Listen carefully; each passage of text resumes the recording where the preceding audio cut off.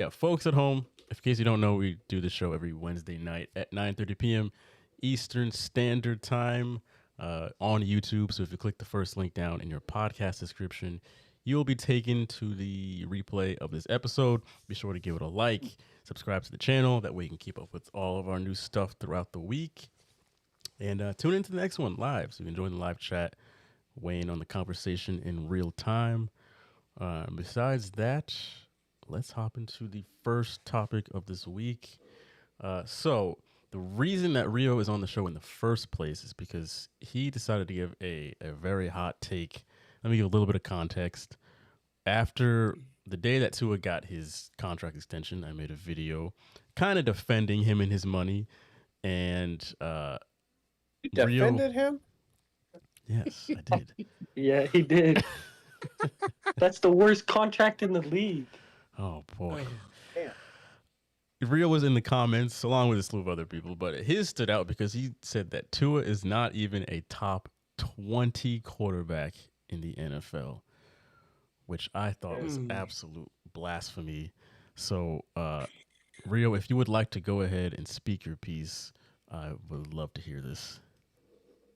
All right. So we'll start with the top 10 guys that I don't even have to explain why. The top three, obviously, Mahomes, Lamar, and Allen, just unbelievable playmakers. And then Burrow and Herbert, elite pocket passers. CJ and Trevor, also great pocket passers with some play extending ability.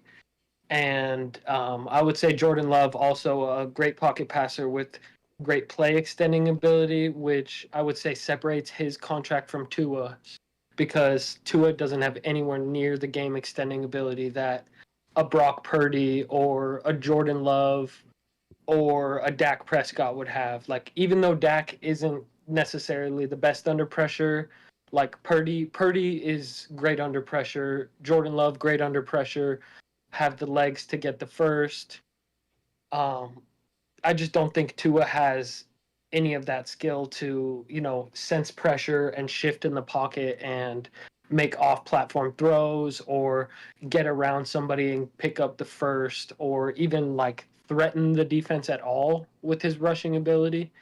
And so I just think that let me see who else.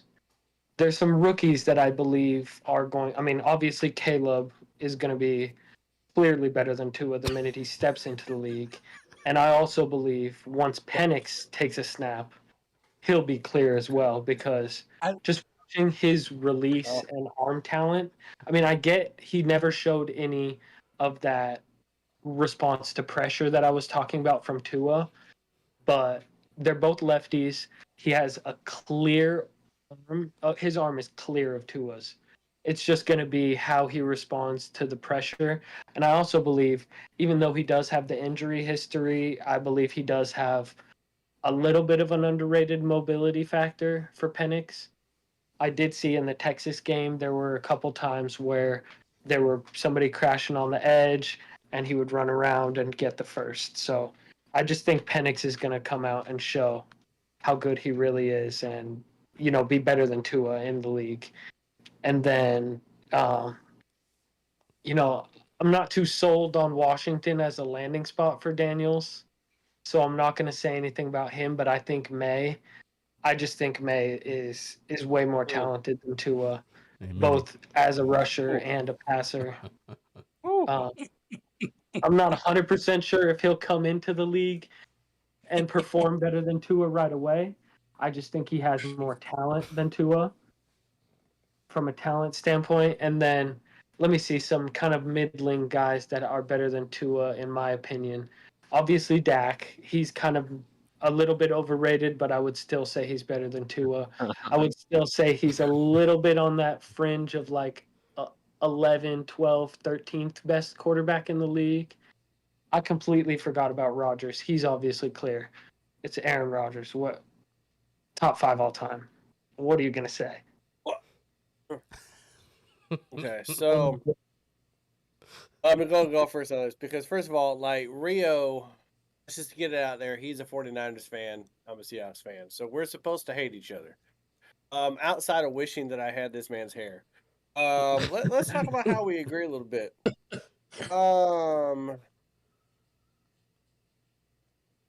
It's hard to find 20 better. Okay, I don't think he's that far off. Pro Football Focus has him as the 14th best quarterback last year alone, based off all the stats, and that's without taking into consideration the people on offense that he throws to, whether it be Hill, Waddle, Gesicki, having Mostert, and the fact that he has 2 sub 4.4 running backs. Yeah, who's the other AJ? Achan and Mostert. Achan. Under 4.4. Yeah, that guy was great when he was healthy for me. But he was number 14 on PFF. So you can go ahead and put Brock Purdy ahead of him, Trevor Lawrence, Jordan Love, DJ Stroud, Jalen Hurts, Aaron Rodgers, Matthew Stafford, Dak Prescott, Justin Herbert, Josh Allen, Joe Burrow, Lamar Jackson, and Patrick Mahomes. You can put them all ahead of him. Right you now. don't have golf because PFF does like all of the statistical analysis. Like I trust what PFS does. So by their measurements, with everything going on, he's number 14. Okay. Now beyond that, Tua is a top 3 quarterback in the NFL with a passer rating when he gets rid of the ball in 2.3 seconds. 2.3 seconds. Not even hitting the top of your jaw. After 2.3 seconds, he's the number 18th rated quarterback in the NFL. It is drastically different when he has to improvise. If the offense is not spot on for this man, if he doesn't have a starters, if McDaniels isn't cooking and he's not able to get rid of that ball quick, he's easily a middle of the road quarterback. So even though I might have a hard time putting him at 20 just because I think Goff is a little better. I think Kirk Cousins is around the same. I think he's better than Geno Smith, though, and Geno Smith is my quarterback. Caleb Williams, stop it. The man's still painting his nails. And Baker Mayfield is number 20. I think he's a little bit better than Baker Mayfield, so I would probably put him at like 16, 17, because he's a product of the people around him. He's a product of his coach, the offense, the talent around him. That's why they need to pay 33.8% of their salary cap, the 2 wide receivers, in Hill and Waddle. So Rio's not that far off. 20 might be a little bit of a stretch, but he's definitely 15 to 20, somewhere in there right now what he's done in his NFL career, given his injury history. Tell me I'm wrong. I mean, I don't think I would say maybe 19 or 20. It was that last one that I was really debating with Baker because I just think like you said with Tua not having to do much with the talent around him, I feel like the talent around Baker requires a little bit more skill. So like Mike Evans, who needs a ball that he can high point, he needs it thrown in a good window for him to actually get the ball, whereas Tyreek is streaking wide open across the field. That's an easy ball to hit, whereas Baker kind of has to layer it in over the DB so that Mike Evans can dome piece the guy. And Jalen, I want to hear from you, then I want to hear from Nestor, but we don't consider Brock Purdy a top 15 quarterback in the NFL because of the talent around him, but where are we going to put Tua? So I want to hear from you guys. You're saying the stats are kind of supporting Rio a little bit on the 15 to 20. I don't. Where PFF has him, I pretty much agree right now. Like him and Brock Purdy at 13 and 14, I think are pretty interchangeable. And depending on the kind of season that the Dolphins have, I think that by the end of the year, Tua could creep right up to that number 10-ish spot, depending on the kind of year that Miami has. But yeah, I can't get him any lower than that, like 14, maybe 15, where Kirk Cousins is now, though. You think he's better in Goff? I mean, Goff has Amon St. Brown. Comp. I put comp. You know what I mean? And Laporta and Gibbs. Right. To me, that's kind of interchangeable. Now, he's better than Kyler Murray. He's better than Geno, and he's better than Caleb. I take Kyler over him just because of the play extending ability.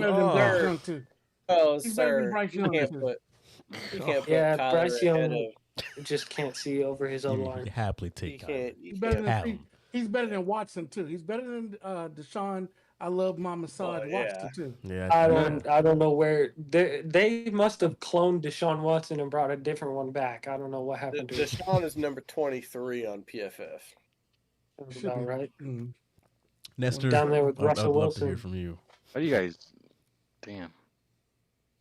Like, where do you have him, Mr. Dolphin? No, I've never been. I mean, obviously he's a Dolphin. I'm a support the guy, but I'm not like I'm not thinking. The problem with I have him number 4. Number 4. And I have Sam Howell number. I have Sam Howell number 5. Sammy Sosa. Okay, Sam Howell's better than Tua. I'm just kidding. Sam Howell's better than Tua, though.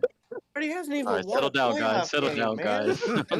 He hasn't won a playoff game. No, I have him at 13 or 14. Same. I've never been a big won a fan of playoff him. game before Tua.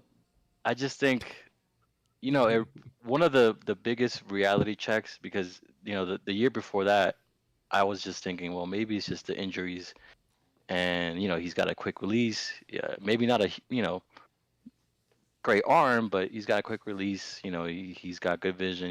He's gonna, with the weapons we have, he's gonna take us across the finish line. But after that, one of the biggest games that was kind of like a reality check was against Chiefs when they played overseas, and I was like, man, when it comes down to it, he's not clutch. When his own line is not performing well, like Milan said, he's just it's not there. I loved his first game against the Chargers, because he balled out that game against Herbert. He balled out. But after that, we just couldn't get a win against, winning teams. And with the talent around him, though, 70 piece. Like I do think the Dolphins could win a Super Bowl with him at quarterback. With that talent. Right. I mean, like, he showed. But everybody has to be healthy. Georgia in the national championship game. Everybody has to be how many healthy. years ago, and then but everybody has to be healthy. He has to be healthy. But I mean, that offense, McDaniel's offense, the talent around him. If people are healthy, you can't lose Hill for several weeks.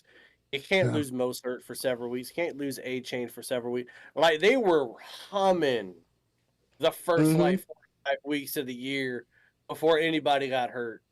I just think he needs everybody healthy. Right. He's not a Mahomes that can take a roster that has holes in it, or let's deal with injuries. If everyone's healthy on that Miami squad, he's going to ball out. But other than that, he's probably middle of the road. I hate he's a little bit better than Geno Smith. Before we move on, June, do you want to mention anything? I'm with you, Jalen, when you said he's right there at 14 or 15. But I think, and when we did the AFC East this year, I gave Tua a lot of praise. I believe, like you said, Jalen, by the end of this season, this man could be in the top 10 by the end of this season. Just because if everything goes right and the injuries are lessened, and he can keep these guys for 11, 12, 13 weeks, you may see him get down to that 10th spot, maybe even hit 9, just because how talented he is, the talent around him. I think he has that opportunity, but only time will tell with him. So we're just going to have to wait and see with Tua. So, because remember that whole thing, tank for Tua, that was a big thing back then when Tua came out, and everybody was tanking for him. So we're still waiting for to live up to that. Fever dream. Well, tank for Burrow worked. That it did. Let's move on, folks at home. You know what to do. You will do it without issue. So I gotta say nothing. Yeah, let us have it. right, let's hop into our NFC South predictions, which, by the way, minutes before our show started, I accidentally erased all of mine. So, in the process of recovering that. Nice. So, way that we do this, we go through we basically go in order that the division finished last year. So, we're going to start with Tampa and then finish with Carolina. But yeah, we're gonna go. Everyone give their record, the reason why you think they'll finish with that record, and if you want to point out any noteworthy games on the team schedule, feel free to do that. Remember, folks at home, G Money is joining us in the second half, so he'll give all his picks in the second half of this show. But June, we will start with you first with Tampa. All right. The Buccaneers, man, when are they gonna fall? After they lost Brady, I thought this was the end of the Bucs. I was like, we're gonna see them for 10 years, and they have proven everyone wrong. Now they're not the best team, but they can win some games. They beat. I mean, think about this: they beat Philly last year, right, in the playoffs. Sure did. So Over I there. mean, Sure did. yeah. So I mean, you gotta give them the respect that they, No. I got them at 9-8. That's what I feel they're at. That's because this division is not that strong. They got a pretty decent schedule. I think a couple of notable games they got to go at. You look at week 7. We're talking. You got Baltimore coming in. You got Atlanta coming in. Then they got to go at the Chiefs and then San Francisco. That 4-game stretch will test them. That will test them to see how good they are. Mm-hmm. So that's why I primarily got them at 9-8. They finished the season, at Carolina. Let's go back. They got after the bye week at the Giants, at Carolina, the Raiders coming in, at the Chargers, at the Cowboys. Then they finished with Carolina and New Orleans, all winnable games. I don't think they can go to Chargers. I don't think they can go to the Chargers and the Cowboys and win. I think the Carolina and the Saints. You just said they're all winnable. I didn't mean the Cowboys. Stop playing with me. Pavlovian slip. But that's why I got them. But I got them at 9-8. I think they'll finish the season strong. But that one stretch is going to really test to see how good this team is. So. All right, 9-8 from June. Malin, what are the Tampa Bay Bucks doing? I got them going 8-9. Just because I'll never give the Bucks enough credit to have a winning record without Tom Brady. It's just not gonna happen. It's not in the cards, people. Like, you got T-shirts out here in Tampa right now. Let Baker bake. Like, can we? God, I missed Can that. we stop? Like, they're treating people like he's Tom Brady. This fan base, this fake ass Tampa Bay bullshit people, yeah, you steal a Hall of Famer from the Patriots and you win a Super Bowl during COVID. Woohoo! Let's golf clap for it. Shut the fuck up. Yeah, they'll probably beat Washington. They're gonna lose to Detroit. They'll probably beat Denver because they're gonna have no Knicks out there. That's gonna be funny. They're probably only going to win 1 out of their first 6 games. I do agree with you. After the bye week, it is a little bit winnable, and that's where they'll get some of those wins because they're not going to beat Baltimore, Atlanta, KC, and San Francisco from week 7 through week 10. Like that, that's just not going to happen. But week 12 through 18, when you're looking at the Giants, Carolina, the Raiders, Chargers, Dallas, Carolina, New Orleans, I could see them winning 5 of 7 of those games. I do think the Chargers and Dallas will be games that they would lose. But I think they're better than New Orleans right now. Everybody's better than the Giants. Carolina and Bryce Young, shut the fuck up. The Raiders, I mean, who? Gardner Minshew with who? They ain't got Josh Jacobs and Devontae Adams. That's who we saw in too. That's it. Chargers. I don't think I'm bullish Devontae on Adams the will be a Chargers. Raiders by the way. He might not. He might. I don't think he'll be a Raider. But I'm bullish on the Chargers with Jim Harbaugh, even though I hate Jim Harbaugh, but I respect Jim Harbaugh. But I'm bullish on them. So yeah, I got 8 wins. they'll miss the playoffs, and all these Tampa fans be boohooing. I'm actually kind of secretly hoping that they make the playoffs because playoff tickets are cheap. Jalen and I get to go to another playoff game. I wouldn't hate on it. That was pretty cheap, man. That was not expensive to see Yeah. Jason Kelsey's last football game. Right. That was good. I mean, hell, we saw Tom Brady's last Monday night We game. did. Saw Jason Kelsey's last I playoff bled game. I that mean, game. the Bucks are providing Bled that some memories for Jalen and I. Mhm. Yes. All when they lose. I love it when they lose. Hey, we have not. Fuck 'em. We haven't seen them lose yet in person though. Damn. I know. That's terrible. I should stop going to those games. Bullshit. Hate that I've fucking got team. them going 7-10, Mm. which I felt like when I was picking these, I felt like there was more wins in here, but there was only 7. I had to look at it like 4 times, especially after I erased it. I have them losing to Detroit. I actually have Denver upsetting them. I think that's going to be Denver's first win of the season. I have them once again beating Philly at home. Don't ask me why. I just feel like Philly come back and spank them. did that. Of course you did, June. I don't think they're going to I beat the feel like Ravens at home week 7. By the way, Malin, we're going in that game. By hook or by crook, we're Yes, we going to are. that game. It's Monday night. Yeah, we are. Uh, Lamar Jackson? Oh, hell yeah, Yes, we're going sir. to that game. but that stretch, they'll lose to Baltimore. I think they'll beat Atlanta at home, lose to KC. I actually have them beating San Francisco at home. Rio, don't hate me. I wish that Wow. KC game. Why you Wow. have McCaffrey? I wish or we could what? see Lamar and Mahomes in the same year. I wish we could. I know. I would. Mm, Yeah, it's just the other mm. way around.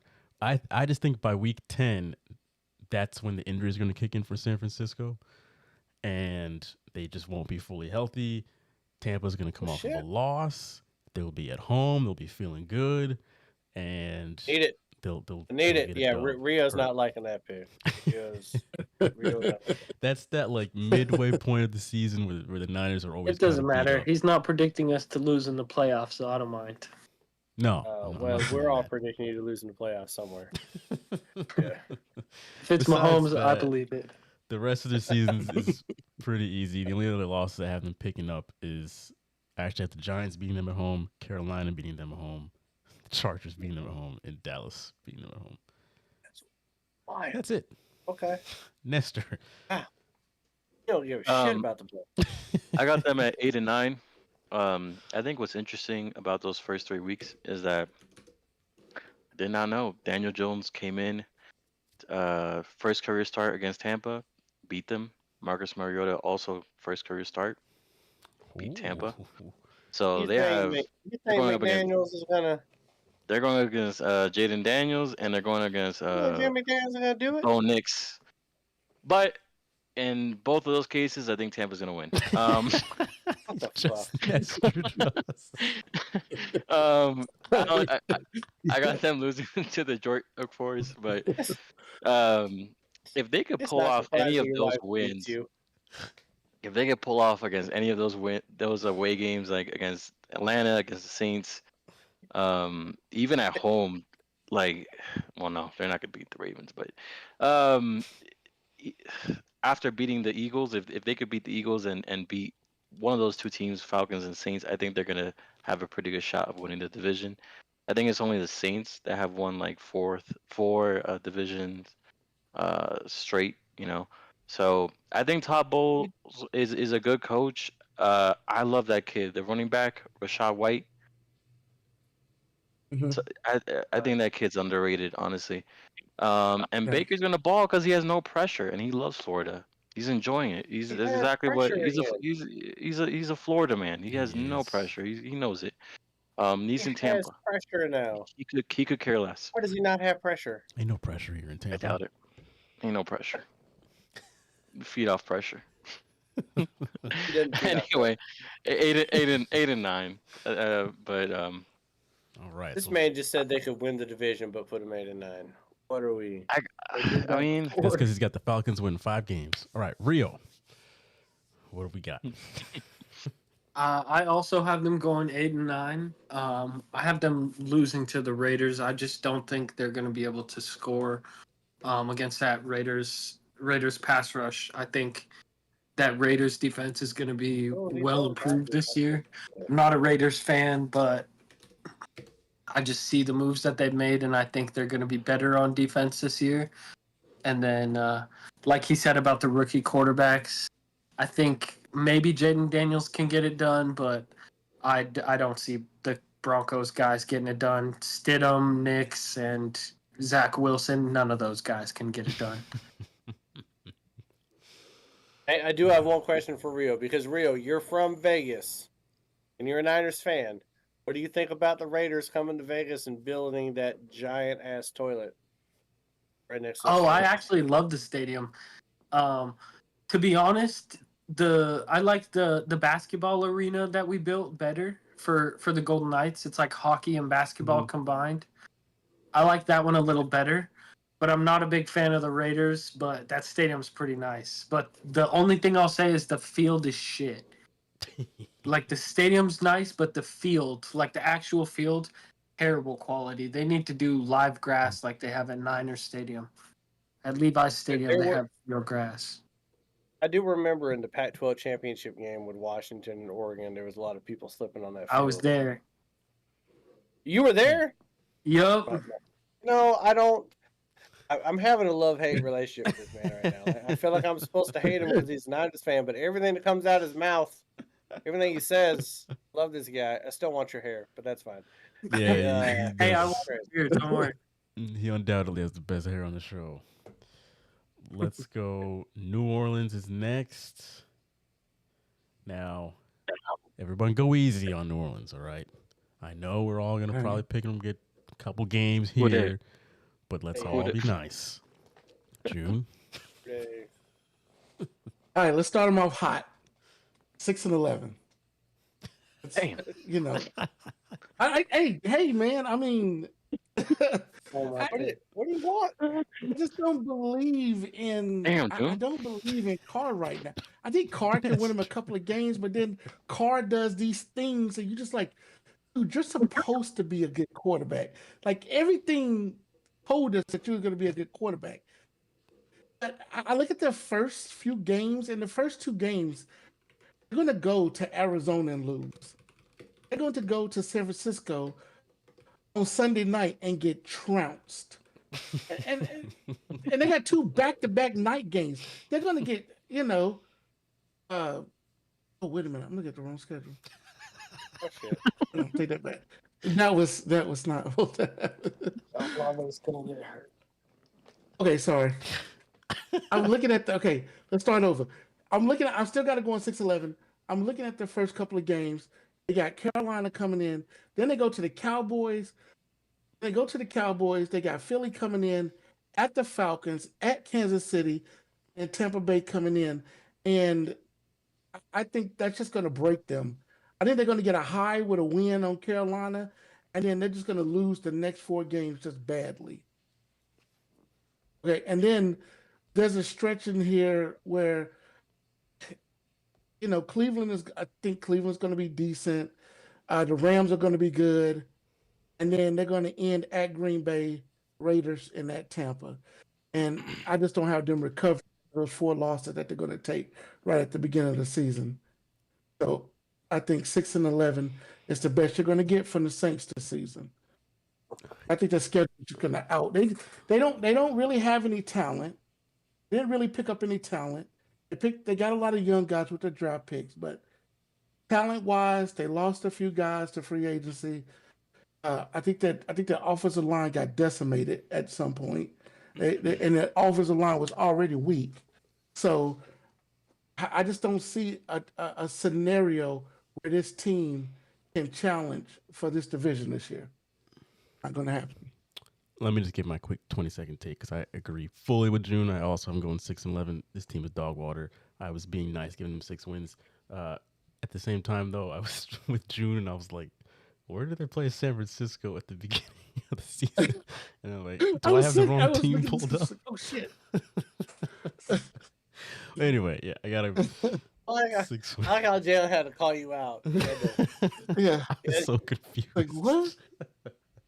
Melee, I'm go sitting here ahead. trying to look. I mean, listen, this team got 4 wins, people. This team is weaker than the levees that let Hurricane Katrina roll in there Oh, in 2005. man. It's just bullshit. Jesus. Eyeliner Carr is going to get benched at some point. You're going to see Jake Hayner and Spencer Rattler all start games. Who? Both of them are going to start games for Ooh. this Saints team. Ugh. Okay, I'm both gonna of write them. that shit Jake down. Hayner balled out at Fresno State. Came from University of Washington, balled out at Fresno State. Kalen DeBoer was the coach at Fresno State. I think he's a good quarterback. Spencer Rattler, I'm not convinced who he is or what he. I think he's an alien, to be honest with you. Is the only black man with blonde hair I've ever seen in my life. You seen the man's eyebrows? It's crazy. He's like powder, but multiracial.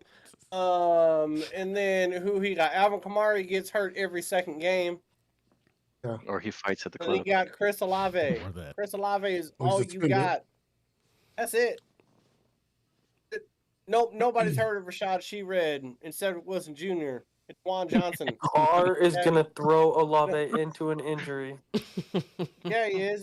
He's gonna throw him into something. Probably He's gonna goddamn throw him goal. straight into a linebacker. So yeah, eyeliner Carr, he's gonna get benched. He's got muscles. We get it. Lots of kids. We're really proud of your semen count, buddy. But you're not a great quarterback right now. So I got 4 wins for this trash ass team. Like the only saving grace they got is if another hurricane hits them, and maybe then I got to play other games. That's the best I got. Okay. Sorry, I was looking at how many kids he has. He's got quite a few. Well, 4. Go ahead, Nestor. I got them at 7 and 10. Yeah, they can't bet on much. Derek Carr Derek Carr isn't simply not a great quarterback. I think they can rely more on their, kind of like their Swiss Army knife, which is Taysom Hill. The guy, makes these great plays out of nowhere. Besides that, there's really not much besides maybe like Kool-Aid McKinstry, like a cornerback. Like that's all that's all the hype they got going on. And I mean, I think they'll pull off some wins here and there. I'm trying to look at their schedule, but I don't see a lot going on. Maybe within their own division, but at the end of the day, man, even like week 14, I got the Giants sneaking in a win on them. Yeah, I think 7 and 10 is being a little nice. Not gonna lie. It's very generous. Rio, go ahead. I would just like to point out real quick, Jalen, before anyone gives me a lot of shit, I did spend 14 days with the Red Cross after Katrina hit. I was there. I was there for 21 days, sir. I slept in the terminal for 21 days. You slept in a terminal for 20 days. Well, no. Well, that's what we slept at. But I was there for 2 weeks. Me and my Mr. team, we went up there and we were there for 2 weeks. So I want to be a complete asshole. This is why I talk so much shit about Colombia. Been there a while. Look at that. As a show, that means we spent a combined month in New Orleans after Katrina. Look at that. Anyway, Rio, go ahead. 5 weeks, but who's counting? But, See, I got only reason I have this team even winning 5 games is because that division is so bad. They play the Panthers twice, and they play just they don't play the best teams. 6 games are against other teams in that weak division, so I'm sure they can pull 5 games out of a 17-game schedule, but I just don't really think they have much to bet on, like he said. Just Taysom Hill a little bit and Chris Olave. Going up against the AFC West and the NFC East does not help you. Yeah. It's like 6 losses right there. True. All right. Let's go to the A, where we've got, there's some exciting teams this year, and this is one of them. June. We got the What Atlanta are them, Falcons what are them dirty birds doing this year? going to the A. No, interesting. I like, Atlanta seems to be a very interesting team. It's the hot team coming in this year. They got new coach, new quarterback. Uh, you know, so it's gonna be very interesting. I got them going 10-7. Uh, I got Atlanta going 10-7 because I think that this division is really up for grabs. And they were so. Let me tell you something. I picked them to win that division last year. They were right there. They stayed. They was in it until week 14, I believe. I think they were still up for the division, or week 17. They were still right. They were still in the division race for. Yeah. So I think this team got better. I think they're going to have a little bit. I think they're going to have some new coaches, some fresh faces. I think the guys are going to be playing a little harder. Uh, I think they got one of the best running backs in the NFL. Kyle Pitts is probably going to get the ball a little more this Don't year. say that. Don't say that. Hey, Kirk Cousins. Hey, Kirk Cousins has turned a couple of tight ends to Pro Bowl players. Okay, during his time in Minnesota, Sounds like rape. still...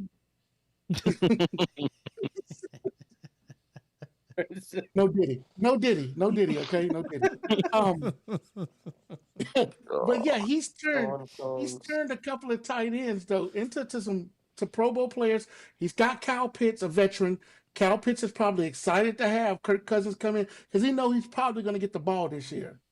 So I'm excited to see what this team is going to do. I think they got some winnable games. I think that their division is so weak. I think they can really run through this division. And if they stay within their means, I think they can get 5, maybe even 6 wins out of this division. And then with them not having a top 10 schedule, I think they can go in and snatch a couple other games and get to that 10th win. So that's what I'm looking for Atlanta. All right. Go ahead, Malin. Jalen. Head coach is Raheem Morris, right? Yes, sir. All right. Was he not the coach for 30-30, Jameis Winston? Yes, sir. Was he not? Okay. I'm about to be bullish on the Falcons here, and this is strictly their schedule. Strictly the schedule. Don't at me.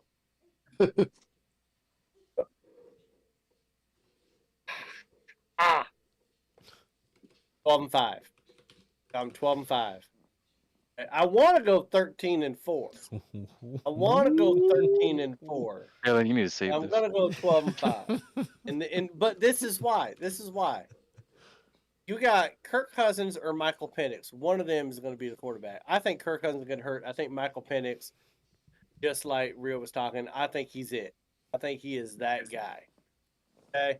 I'm not even really looking at the schedule because it's a weak-ass schedule. Mm-hmm. I'm talking about the fact that you got Bijan Robinson, you got Drake London, you got Darnell Mooney, Raymond McLeod III, you got Kyle Pitts, which, I mean, I know, Esther, I know, this is the year, it's like every other year that he's supposed to ball out, right? I know that's what we say. I know, you're still going to pick him. You're going to pick him in the second round. You pick him in the second round every goddamn year. Nobody's going to pick him, and I'm going to pick him. You're going to pick him. I know you're going to pick him. You're going to be really mad about it, but you're going to pick him. But when you look at the schedule, though, like in the first, you could argue that based on how they performed, they could arguably be favored in 7 out of the first 11 games they play. Pittsburgh, Philly, Kansas City, New Orleans, Tampa, Carolina, Seattle. I think they'll beat Seattle, to be honest with you. They beat us last time with Marcus Mariota, for God's fucking sakes. I was at that goddamn game last time the Atlanta Falcons played the Seattle Seahawks. I was at that fucking game with Seattle. Me and G Money. Fuck them dirty birds. I hope they get covered in fucking oil. They beat us the last time they played us, too. Yeah, I mean, they're fucking wild. But then you got, Tampa. Okay, I'm sorry. Dallas is one of those first 2 games. Kansas City and Dallas are my 2 question marks. First 11 weeks. But I think that roster is better than the first 11 weeks of everybody else. Put that offense and that defense up against the first 11 teams they play. And they're at least better than 7 out of 11 of them. And then you look at the last 13 through 18, the Chargers, Minnesota, Las Vegas, the Giants, Washington, Carolina. So the Chargers, I know I'm bullish on. I know I'm bullish on the Chargers. Okay. Minnesota, are we really believing AJ McCarthy is him? No. Okay. No. The Vegas, not sold on it. Giants, I mean, fuck it. What's his name? Isn't going to be Vanilla Vic, and he's going to be playing by then. He's already going to be hurt. Washington and Carolina, like that's what I'm saying. That 12 wins minimum for this roster. Raheem Morris has a squad of coaches around him, and he's got a lot of talent on offense. Even if Kirk Cousins gets hurt, Michael Penix's going to come in there and he's going to ball out with this squad. I got 12 wins. I hate to say it. I fucking hate this team. I got him at 12 wins. Hey, before we go, what did I say when they picked up Kirk Cousins? When we talked about this, Atlanta always picks up like a veteran quarterback. He takes them to the damn Super Bowl. Chris Chandler did it. Who else? He's the only one. Matty Ice did it. Oh, Matty Ice. Well, no, they drafted They did draft him. Yeah, well, he was but he was 13, He was an MVP. 13 14. Yeah. He was like, 13, 14 seasons in at the time, though. But it's always that veteran. They don't, so I'm telling you. I'm just saying, this is a talented roster with a weak division and a weak schedule. Weak schedule. Yeah, they do. Yeah, I've got them going on my list. I got them with 16-1, and I think that they are NFC. Look at these numbers here. I'll be mean. You got them going 10-7. Yes, I'm with you. You got every 10-7. average team going 10-7. Jalen, don't act like. I've got them winning the division at 10-7. I knew it. I think that right around Thanksgiving-ish, right before their bye week, is when Kirk Cousins is going to go down with some weird injury that'll have him out for the rest of the year. They'll have a bye week to let Michael Penix get into the starting lineup, and then since the second half of their season is just so easy, they're just going to take off that second half and win. I've got them going undefeated after the bye week, actually, now that I look at it. So I think Penix comes in and just puts on a show, and the Dirty Birds will be flying high, and they'll have a ton of momentum going into the postseason where God knows what will happen at that point. So Michael Penix will run that division for 8 years. The Falcons, everyone's giving them shit for picking him at number 8. They're going to run that division for at least 8 years. And then go to Magic City afterwards and get some wings. That's his post-game routine. Nestor. Yeah, I got him at 7-10. I'm just kidding. I got them at 9-8. I think they're gonna win the division. I think it's their time. The only thing that kind of worries me is those first 3 games. You're facing the Steelers that might have a little bit of motivation with Arthur Smith as their OC. They're gonna face the Eagles after that, and then the Chiefs. Please, they gotta take care of their players. No injuries to Kyle Pitts. Bijan Robinson. No injuries to any of these guys. Like, stay healthy. But if they can do that, I think they're gonna have a successful season. Week 7, I got the Seahawks coming in and beating them, and I got them losing to the Bucks after that away. But I think they're still gonna have enough that they're gonna win the division. So, yeah. I think Michael Penix will be the starting quarterback by that game, but when they come to the Bucks, I think so too. Yeah. And I think that's going to be a coming out party for him. It's early. He's from Tampa. Yes, he is. Are you saying you guys are going to that game? In fact, I have listen, don't tempt me with a good time. If Michael Penix is starting. I listen. I have met his dad, Penix? and I know people. Yeah, I know people that his dad works with. They're regulars at my store. Like, and they're telling me all the time that he's loving where he's at. He's loving where he was picked. And it took him what 2 days of training camp to go from 3 to 2 in the depth chart. Michael Penix is that guy. He is that guy, 100%. Rio, go ahead. My friend had classes with Roma Dunze, so when he went to Washington, I kind of really started looking at them as a pairing because I was like, oh, a guy who can throw a deep ball for throwing to the number one contested catcher in all of college. Oh, I want to see this. And dude, last year it was electric. So, I mean, I don't want to seem like I'm hopping on the wave, but I also agree Penix will be the starter in the second half of the season. And I have him getting 11 wins and winning the division. I just think that second half of the season's pretty easy. They can catch some fire and make the playoffs. I'm even bullish to the point to where Michael Penix will be the best quarterback in this draft. I'm not Caleb Williams. disagreeing. I will say it. I I'm not will mad at say that at it. all. He will be better than Caleb Williams. I think he has I a did better not mental draft fortitude. Caleb in any Yeah. fantasy leagues. I got Penix in It all my is. fantasy leagues. It is wild. I'm just saying that I think that Michael Penix will end up being the best quarterback in this draft. Call me a homer all you want, but I think it's going to happen. I agree. Rio, you said 10-7 for Atlanta. 11 and 6. Especially because you wanted him to be a Patriot.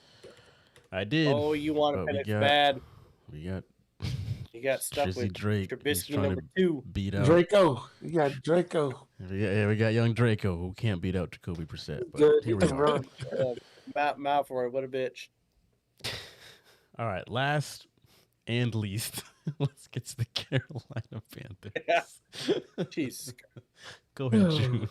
Poor Panthers. Who I in think the they're gonna. AFC, June? Who in June the has AFC, not June, won did a we single say game. was terrible? Who was the worst team in the AFC? The Tennessee Titans. Yeah, they're right there with them.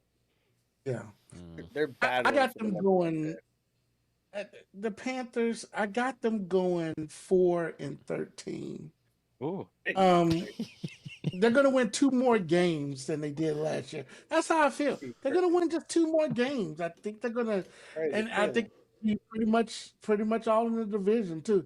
I think they're gonna win 3 games in the division, and I think they're gonna beat the Bears. They're gonna go up there, and I think that's actually gonna be a good game. Matter of fact, I think that's gonna be their best game of the season. And matter of fact, I'm gonna go so far and say that's gonna be one of the best games of the NFL in Week 5 at the Bears.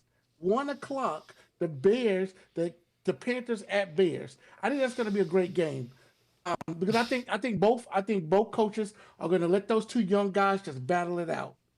Those games are fun to watch. Okay, and it'll be a good game to bet on too. So it'll be a good game to watch. I think it'll hit the over. The over will probably be about 42, 44. So I would definitely take the over if you're going to watch that game. But yeah, not real exciting for this team. So I'm saying, hey, He's worse gambler than me. You don't want to see my MGM app, Lord. Listen, MGM loves me right now, man. But yeah, so last year was a bad year. That was my worst year with sports betting. We're having a bounce I back. did good with Boyd. I had made a lot of money. I got to come back. I need to come back. I've been up for years. Last year was my first down year in 7 years in sports betting. It's terrible. See, I did good for football season, and then I lost money on basketball season. You didn't bet on the Celtics, did you? I didn't bet on the finals at all. The Celtics just had made a comeback. I knew the Celtics were gonna win. It's just the odds were not they were favored, so I was like, I can't really make any real money here. I just bet big and won a little. I knew we were gonna win. All right, so me, Jalen. Two wins. 2 wins for No, this you godforsaken team. don't. I got 2. Oh my God. Listen, who are you gonna beat? They're going to win 1 game in the first 10 weeks, and that's the Giants. They're gonna go 0-9 to start the year. Why? Because you have Bryce Young as your quarterback, which you're stupid for not picking CJ Stroud.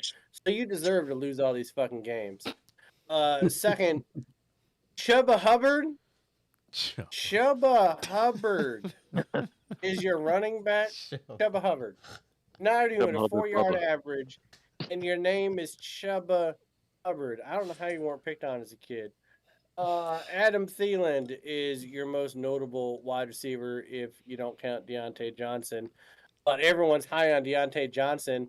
But oh my God, wow, he's so amazing. He was tied for 76 in receptions at 51 and 700 yards and 5 touchdowns. Oh, what a fucking game changer for Deontay Johnson.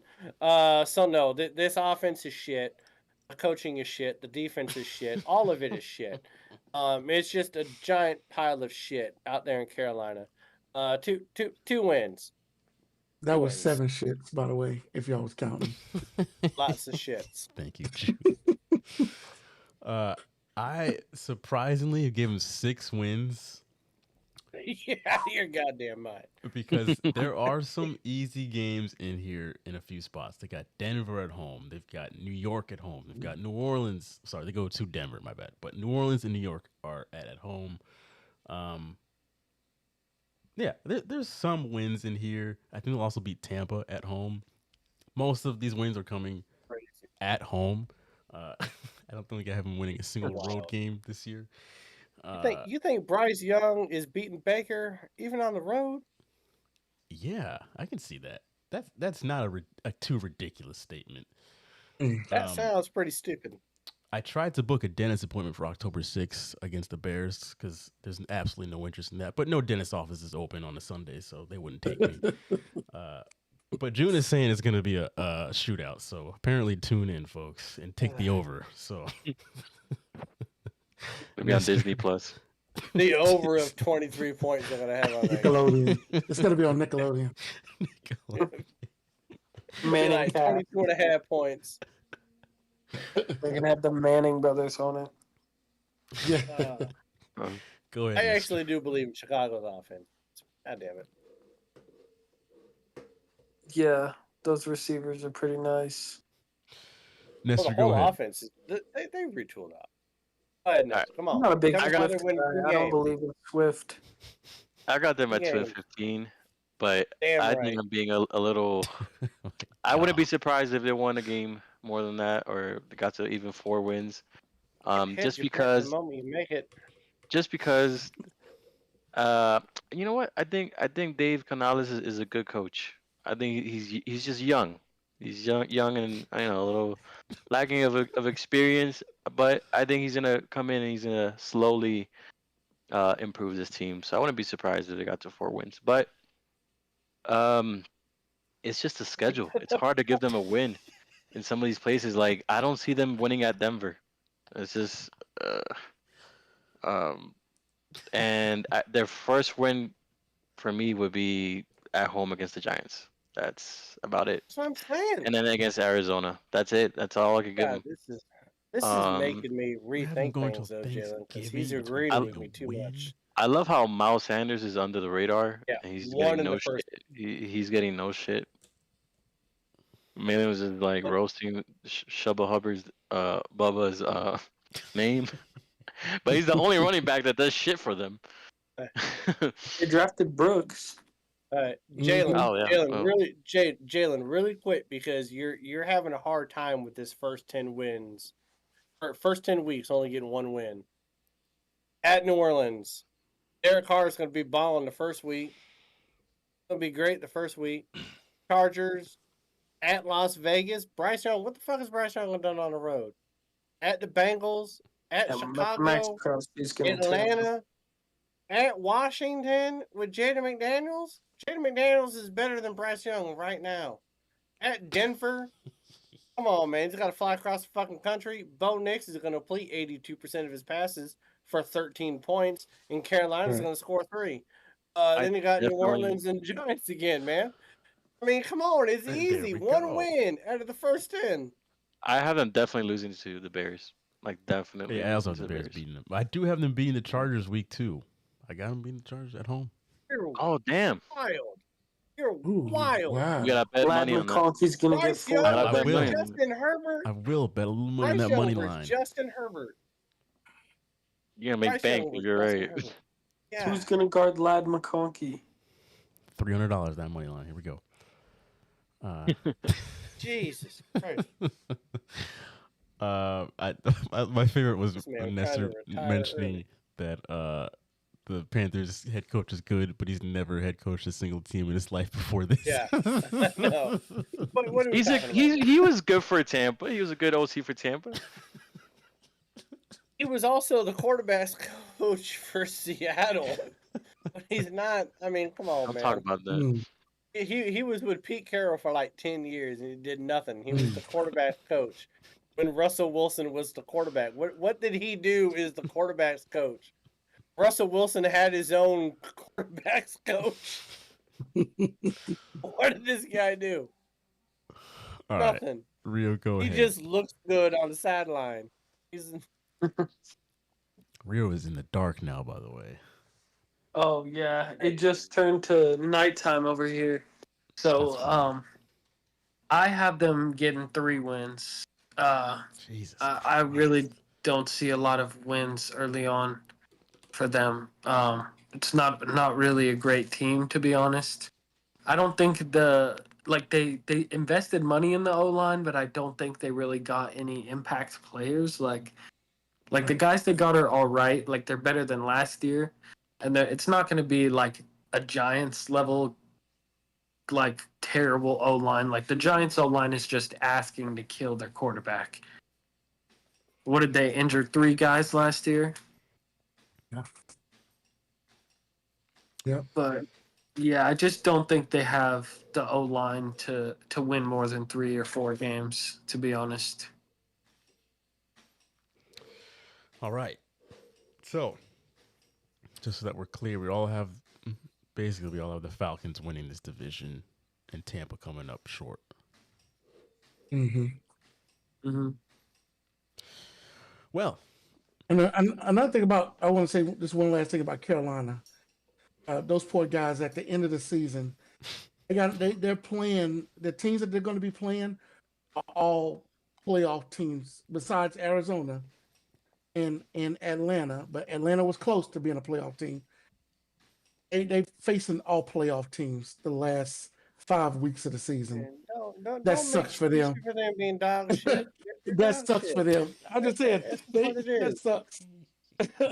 And it happened for me because my team is one of those teams they got to face.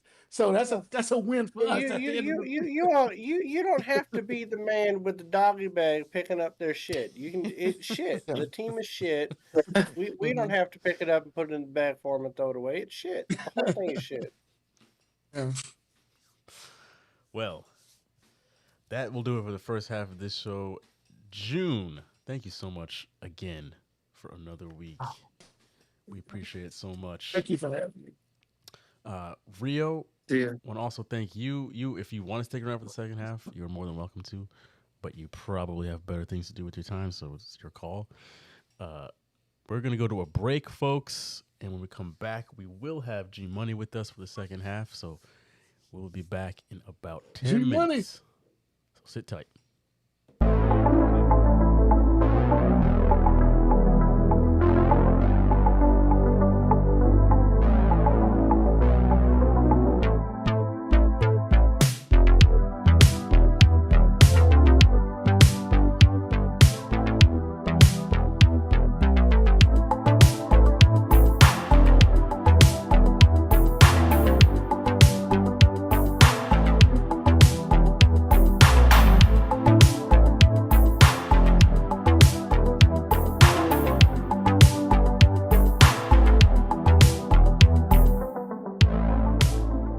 Los Angeles Clippers are stuck. They had that blockbuster trade about 5 years ago when they got Kawhi and PG-13, which at the time was a great idea. But now they have no first-round draft picks of their own for the next 5-ish years. PG-13 and Westbrook are now gone. And what do they have to show for all this? They've won a couple playoff series in this 5-year stretch. They had that meltdown in the bubble against Denver. I really don't think they should have re-signed Kawhi because he can't stay healthy. How are you going to build a franchise around a guy who is never available during the most important part of the season? And it's no offense to him, it's just a fact. Someone convinced me that the Clippers' new ceiling for the next couple of years is basically just making the playoffs. Bucks fans, my fellow Tampa Indians, I've got 3 questions for you ahead of this season. There's a 7-game stretch within this schedule that contains Atlanta twice, Kansas City, Baltimore, Philly, New Orleans, and San Francisco. Out of those 7 games, how many do you think the Bucks are going to win? Number 2, do you like, love, or hate Baker Mayfield's contract? 3 years, $115 million, about $50 million of that in guarantees. And number 3, do you think that the Bucks are going to win their division for the 4th consecutive year? Tampa Bay, let us know in the comments below. The top 3 easiest are Tyreek Hill, Jamar Chase, and Justin Jefferson. But outside of those 3, man, you could do a lot except CeeDee Lamb. CeeDee Lamb is not top 5 wide receiver in the NFL. Just stop it. Shut up, people. If Eli and Phillip Rivers would have never made that trade, they would have the same careers? I think Phillip Rivers probably wins Super Bowls with the Giants.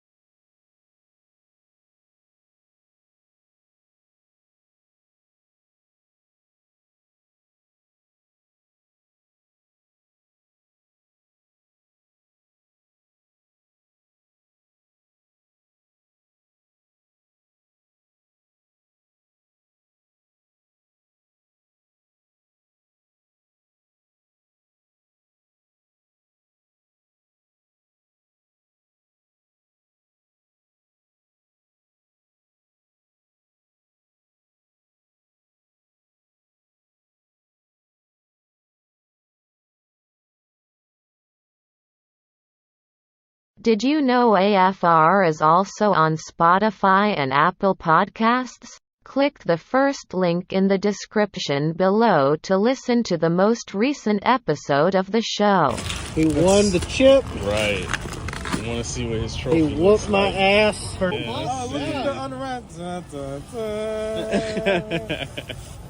Look at this bad boy. That's tight. Like we got some very nice.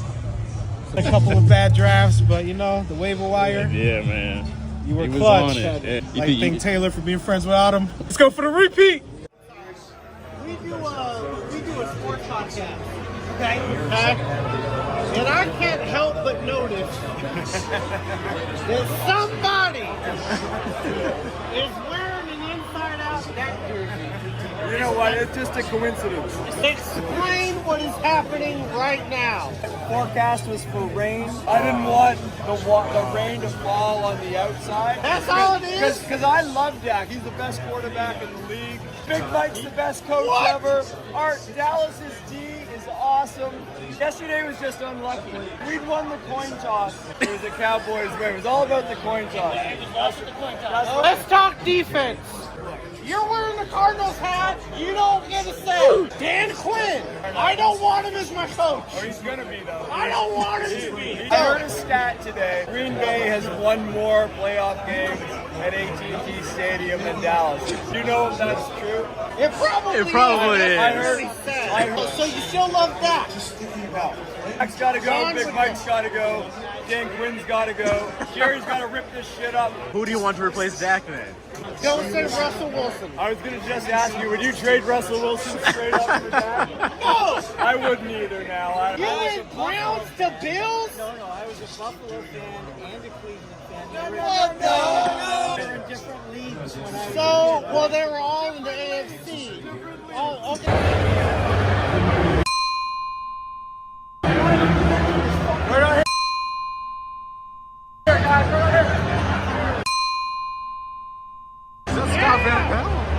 Fuck the Bucks! Awesome! Go fucking Eagles! Fuck you! Hold on, ramparts we watch of the free. Let's go, Bucks! We celebrate Dr. Who's legacy. I hate you so much. Alright, kill with a sniper. There is so much man on man happening right now. You feeling good, man? I ain't worried, man. I'm gonna tell him the truth. We not worried. We gonna score in this drive. Okay. Baker Mayfield for game. His name is Baker Mayfield. Oh, okay. The nigga got AIDS.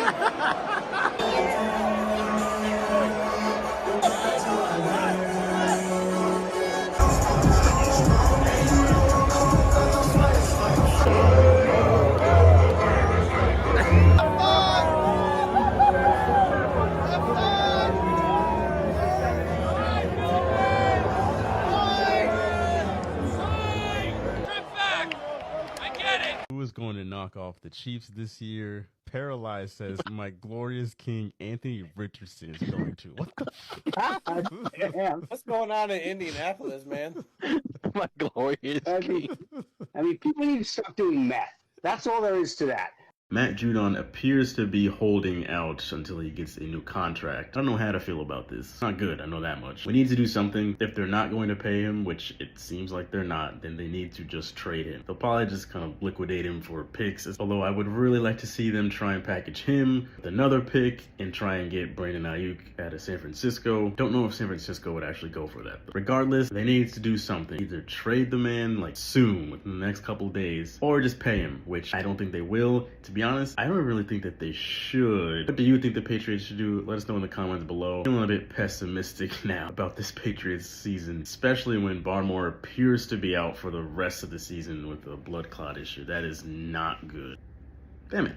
3 questions for Saints fans before the start of this season. Number 1, is this a make or break year for Derek Carr? If it is, what does he need to do stat-wise in order for him to make it in your book?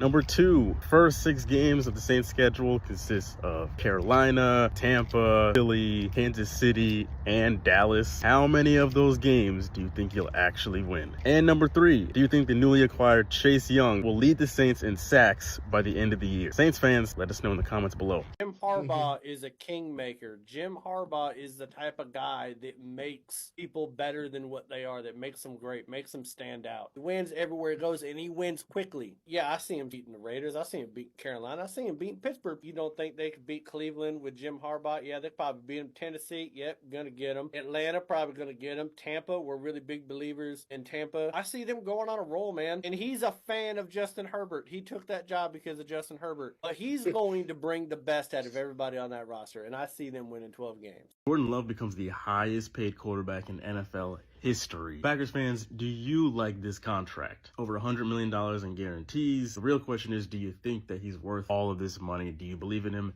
that much? Based off really just one very good season. Let us know in the comments below.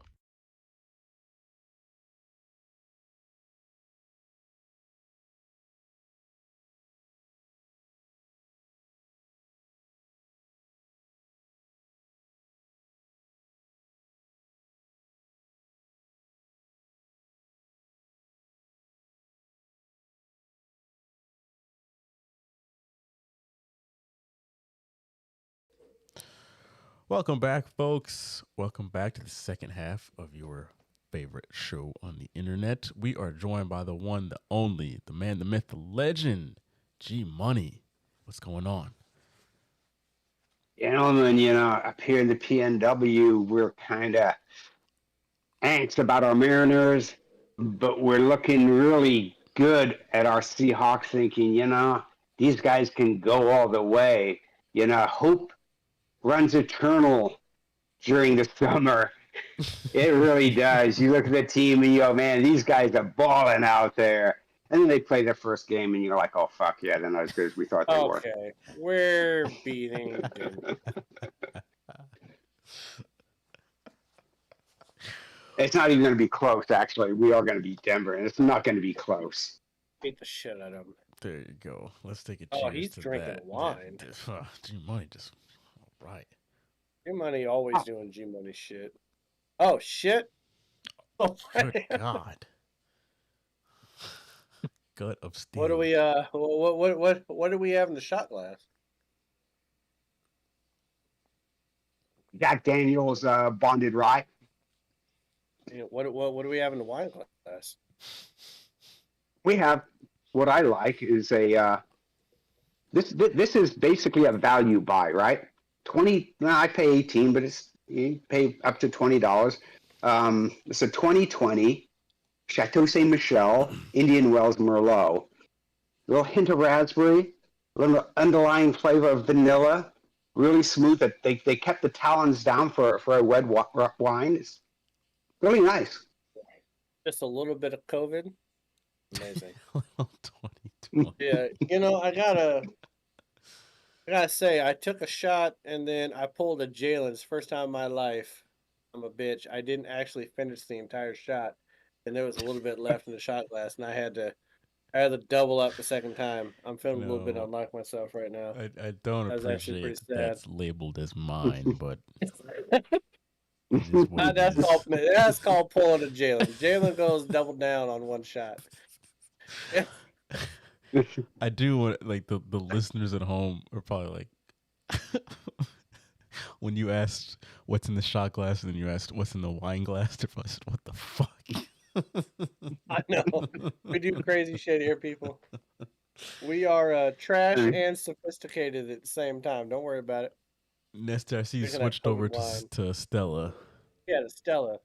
Yeah, Stella gave me a call and offered me $5,000 more. So But when are you this going to goes bring back the and forth. BBC back?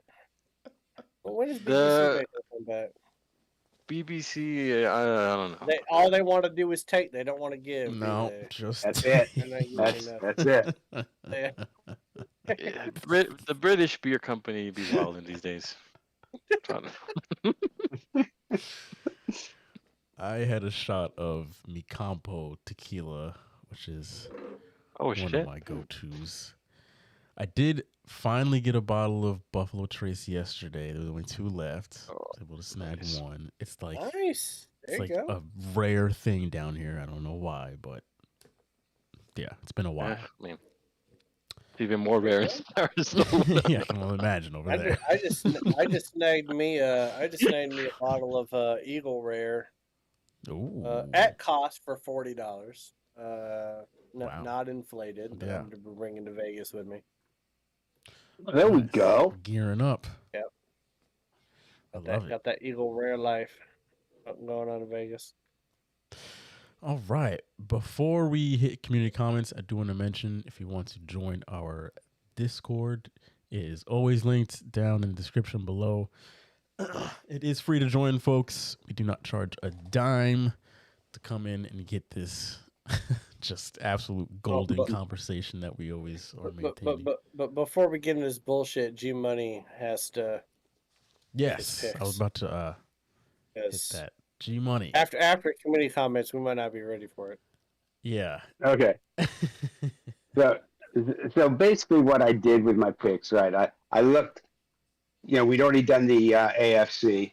I started doing the NFC right after we did the AFC. So I did the South, I think, 2 days ago, but I'd already done the West and the East. So these reflect basically what's going on. So I didn't change anything. So I have Tampa going 8-9. I think Baker is a better quarterback than what people think. And quite frankly, I think Cleveland right now is probably ruining the day that they traded for Deshaun Watson.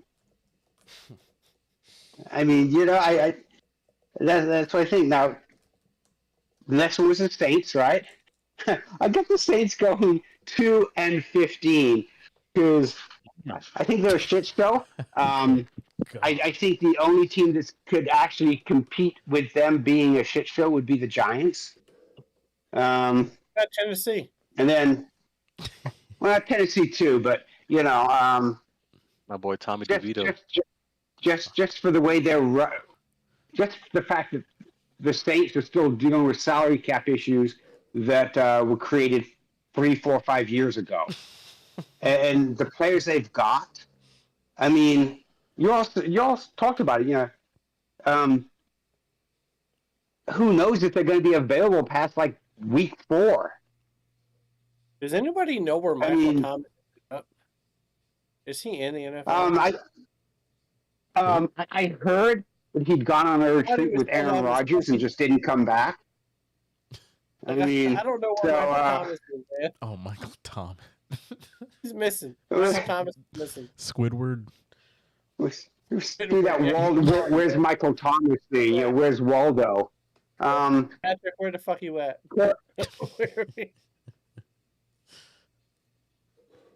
What is doing? What did we do? We did the Saints, right? They suck. Atlanta, I have going 7-10. Like most of you, I think at some point they will have Penix starting at quarterback. I think at some point he will be starting. You draft him number 7. Hey, do you have the Bucks winning the division at 8-9? It seems like it. I do have the Bucks winning the division at 8-9. Okay, there we go. I love this. This is great. I love G-Money. And I have Carolina going 7-10. Oh, there's a surprise there, right? Yeah. Oh my God. Dave Canales, man. What just happened? I have them having 1-7 against the Chargers in week 2. That's the major upset. Thank you. I have them beating Chicago because I think they're better than Chicago. I think they're better than Washington. They're definitely better than New Orleans. I have them splitting with Tampa, and I have them beating Atlanta. And of course, I have them beating Vegas. Because I think it's going to take a few weeks with Vegas to actually figure out their offense.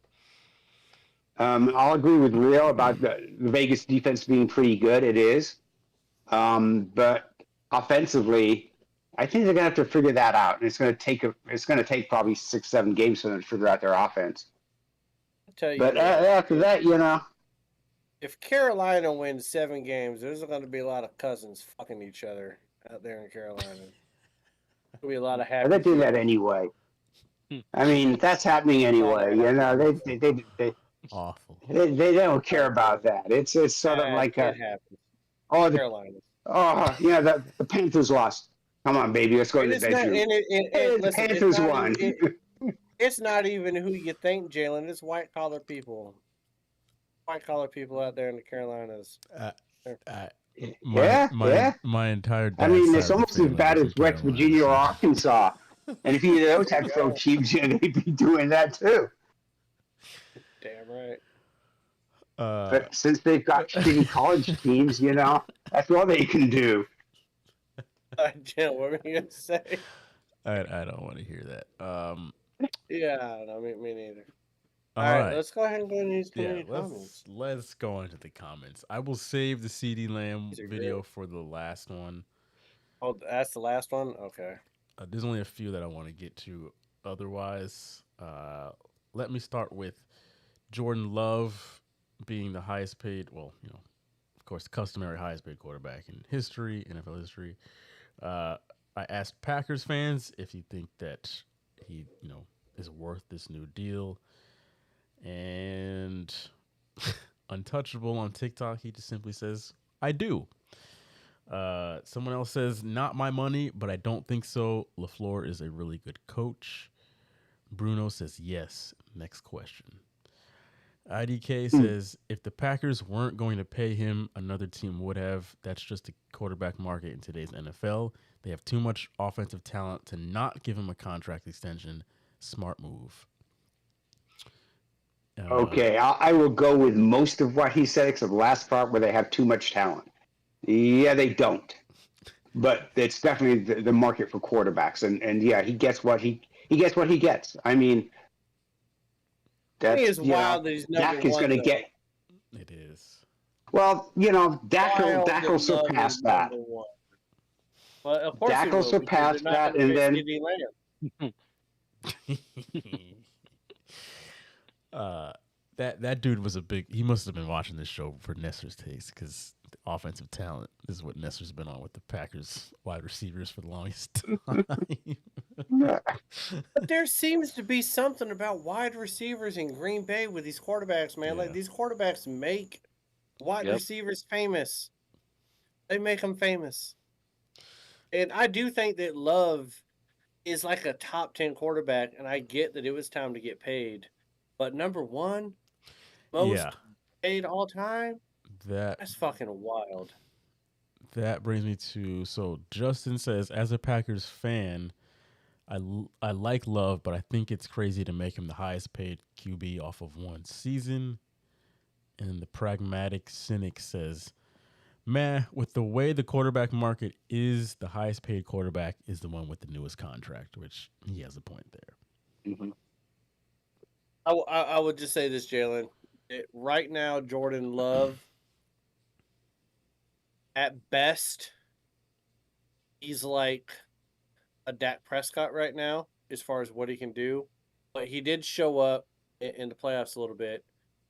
But I'd even argue, like, he could end up being in the realm of a Geno Smith. Like, right now in Geno Smith's career, he could end up being a Geno Smith type quarterback.